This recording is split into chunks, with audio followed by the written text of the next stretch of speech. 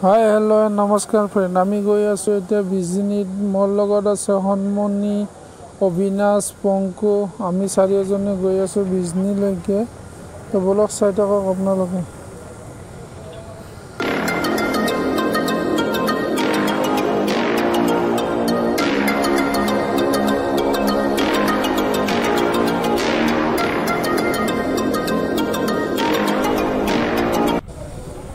ৰ'ব ক'বলৈ পাহৰিছিলোঁ, বিজনীত কিয় গৈ আছোঁ। বিজনীত আজি ফুটবল খেল এখন আছে আমাৰ ভেৰভেৰীৰ। তো সেইটো কাৰণে আমি ফুটবল খেল খেলিবলৈ গৈ আছোঁ দেই।